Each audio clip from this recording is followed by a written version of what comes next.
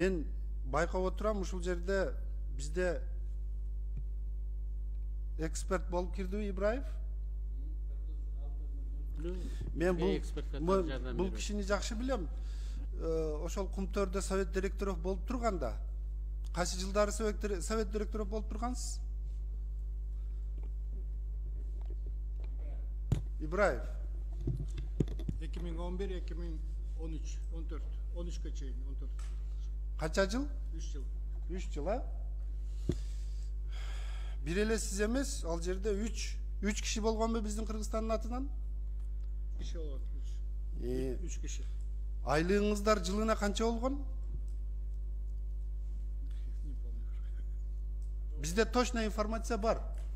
Saytta var, karasana balık. Жо айтып коюңуз эми. Ne? Esinde yok.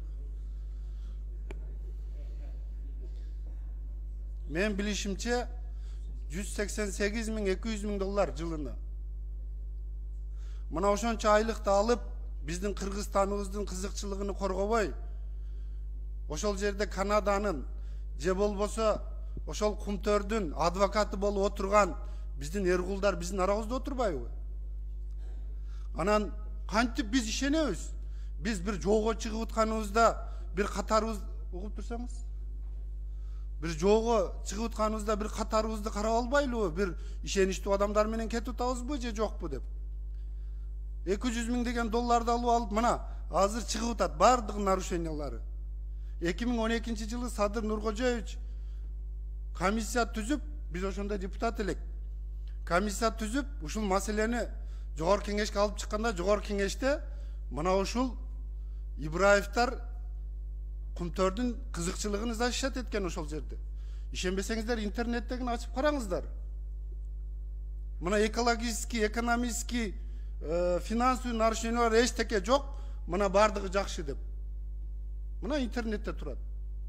Биз ошол кезде депутат элек. Биз национализацияга, денонсацияга биз Садыр Жапаровдун немесини колдоп бардыгыбыз за бергенбиз. Эми бүгүн ошол күндөрү барды, эчтеке жок, бардыгы жакшы деп, эми бүгүн биздин арабызда мындай анча-мынча мындай тайный нерселерибиз болот мамлекеттик кызыкчылык үчүн. Анан кийин арабызда мындай шпиондор отурганы кандай болот? Ошон үчүн Акылбек Үсөнбекович, биз мына комиссиянын эксперттерини, тиешелүү адамдарды алып атканда мындай тарыхыны, таржымалыны карап туруп алышыбыз керек. Бул жерде мамлекеттин кызыкчылыгы биринчи орунда турат. Азыр мына эксперттерден карап көрсөм, үчөө тең ошол кездеги совет директоровдун мүчөлөрү экен. 200 миң долларга жакын акчаны алып эмне кылып отурушту? Өзүнүн милдетин так аткарбай. Мына Эрмат Султанович так айтты азыр.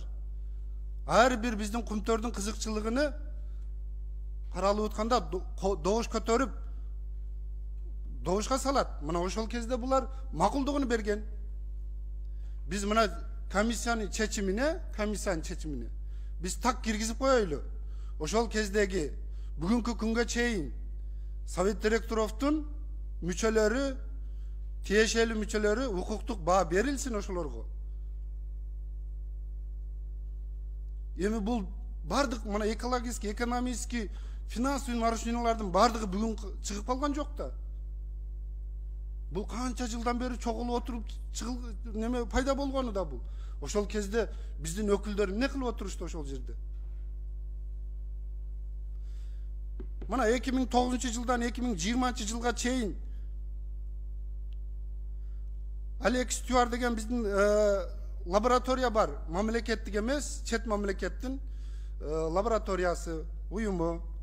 Мына Кумтөрдөн неме алган?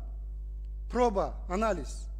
2020'dan 2009'dan 2020 жылга чейинкини бизге бергилечи.